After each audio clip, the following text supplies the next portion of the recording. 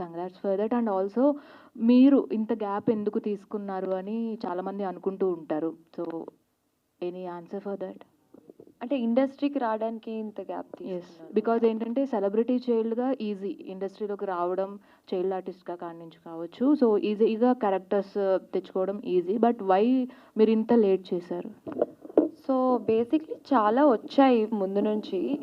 First నుంచి heroine అయిపోవాలి, లేదంటే పెద్ద పెద్ద సినిమా చేసేయాలి అని కూడా మా అమ్మ నాకు చెప్పలేదు, నాకు లేదు. మా అమ్మ లాగానే మీరందరూ ఎలా మా అమ్మను ఓన్ చేసుకున్నారో నన్ను మీరు అందరూ అలా ఓన్ చేసుకోవాలి అని ఒక ఉద్దేశంతో వెయిట్ చేసి ఒక మంచి స్క్రిప్ట్ కోసము వెయిట్ చేసం కోసం ఇంత టైం పట్టింది అంతే. All the very best. చేశాను అంతే చిన్నగా యాజ్ ఏ మామ్గా మీరు, బికాస్ ఎవరైనా సరే మనం ఎలా స్టేజ్లో ఉన్నా మన పిల్లలు ఒక స్టేజ్లో ఉన్నారు అంటే నిజంగా హ్యాపీ మూమెంట్. అండ్ తనకి ఇది ఫస్ట్ మూవీ. సో మీ ఫీలింగ్ ఏంటి? డెఫినెట్గా హ్యాపీగానే ఉంటుంది. Any suggestions from your sides to her?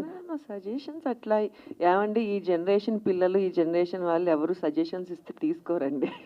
Suggestions ఇవ్వకపోవడమే మంచి సజెషన్. అండ్ మీరు మామ్ అండ్ డాటర్గా కాకుండా ఫ్రెండ్స్గా ఉంటారు. So happy to see that. Thank thank you you so much. అందరు పేరెంట్స్ కూడా కిడ్స్ని అలానే డీల్ చేస్తేనే వాళ్ళు కూడా మన మాట వింటారని నా అభిప్రాయం. థ్యాంక్ యూ అండి. All the best Amar. Thank you.